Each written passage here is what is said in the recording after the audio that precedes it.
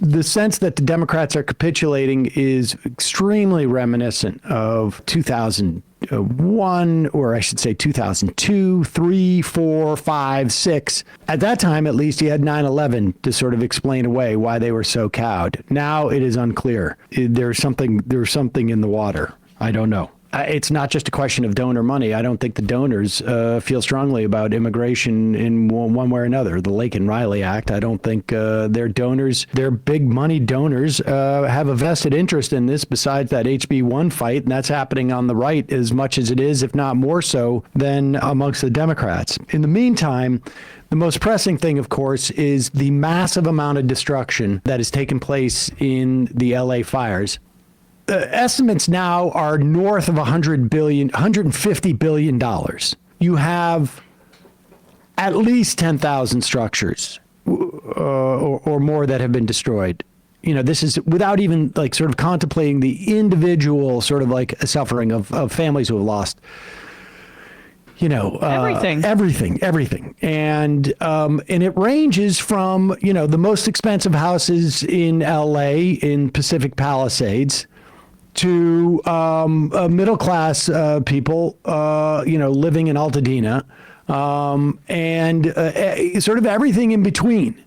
And L.A., California, is going to need,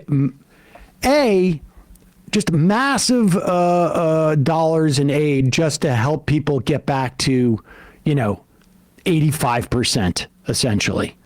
Nobody's going to come through this in a better position than they were 3 weeks ago. And on top of that, of course, we need billions upon billions upon billions upon billions of dollars to ready cities for the different unique challenges they will now face going forward. I mean, we're already starting to see this, but we are still blind to it. I've seen about a half a dozen articles trying to parse whether the California Fire Department cuts were real and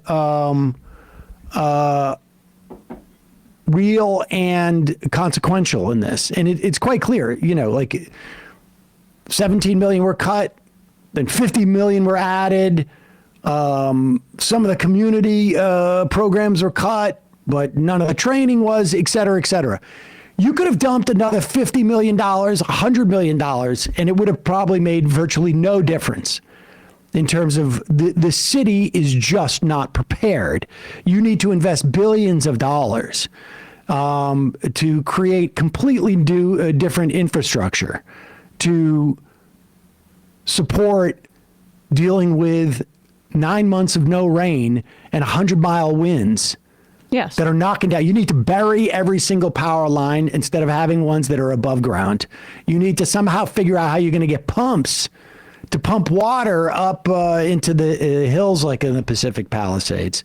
And it's quite convenient, I think, that conservatives are trying to blame this on, in many ways, like city governance, as opposed to the overarching thing that we need to be taking away from this story is that these are climate criminals who have privatized the gains and socialized the losses of their extraction and are plunging us into an apocalyptic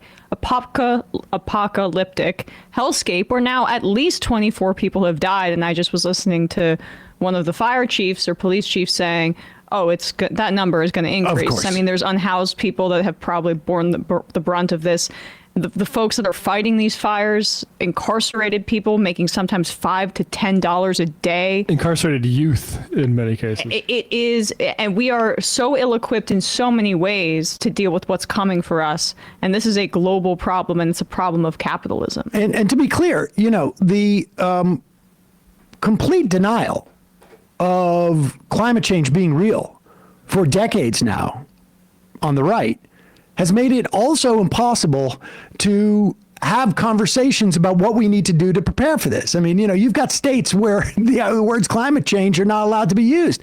For 4 years under Donald Trump, the words climate change were not allowed to be used. They were not allowed to be written in official reports. Oklahoma's trying to ban renewables right now. And so this is what we're dealing with. In the meantime, the Republicans are already trying to figure out how they can weaponize the need for government bailout, essentially, of California, right? I mean, there's $100 billion, I think, in federal disaster relief that was passed at the under the Biden administration. But that's going to be, I don't think it's going to be enough. And so the Republicans have a problem. They want to extend tax cuts for the wealthy. They want to have, capital gains cut for small business. They want to give away the House, but they also want to pretend like they're cutting the deficit. They're going to cut hundreds of billions of dollars in things like support for hungry people or healthcare or climate defense mechanisms. So how do they do that? Well, they need to raise the debt ceiling. And they were going to put the debt ceiling into the reconciliation bill. One of two of them.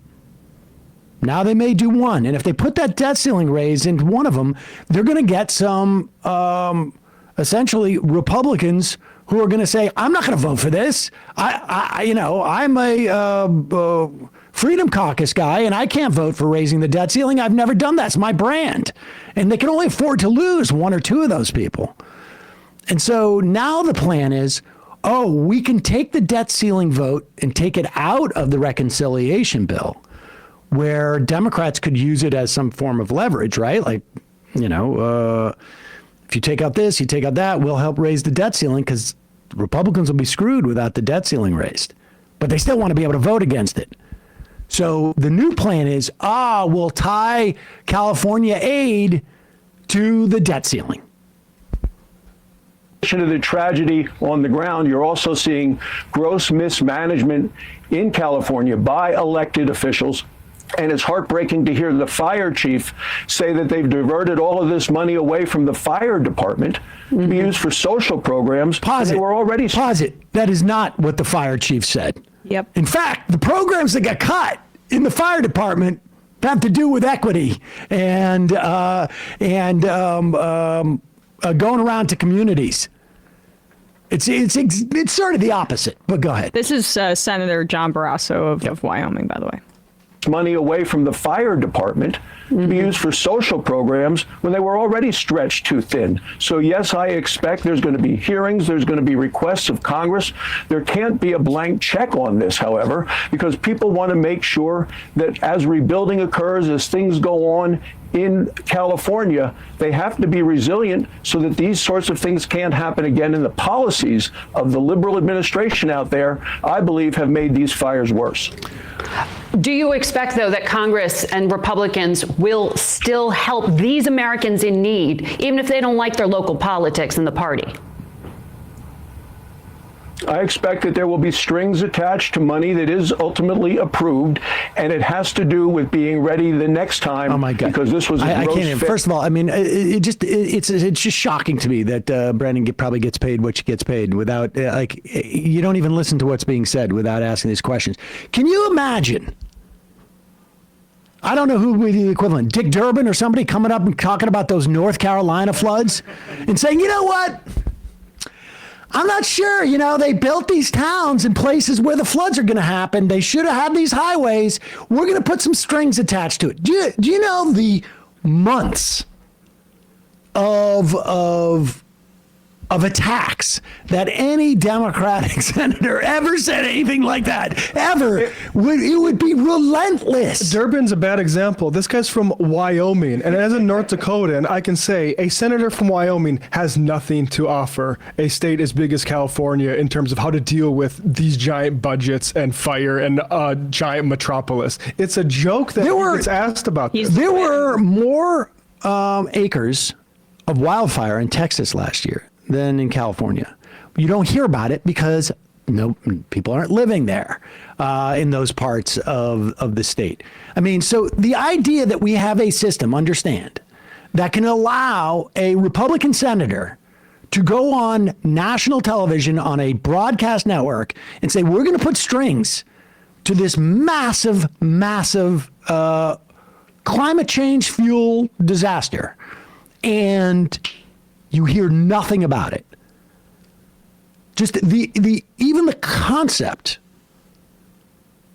if any Democratic senator had ever said anything remotely like this, Yeah. to Remember Chris Christie? Remember when Christie embraced Obama because Obama decided, like, I'm not going to play politics with this Republican governor and I'll give him the aid he needs for Hurricane Sandy? The whole right freaked out about it, but you wouldn't find the equivalent on the left. no, it's just absurd. I'm It's just interested absurd. to see how these 9 Republican congressmen, members of Congress from California, have like what they have to say about this kind of thing. Because that we talk about some of the potential cracks and how to put pressure on this administration that is a lot of folks are rolling over and caving to. It's the members of the House who voted for impeachment, and then also I think on this Republican members from California. Hey, folks, don't forget to hit the subscribe button and check out our daily show. We do it every day at 12 p.m. Eastern for about 2.5 hours. We even take phone calls. You should check that out.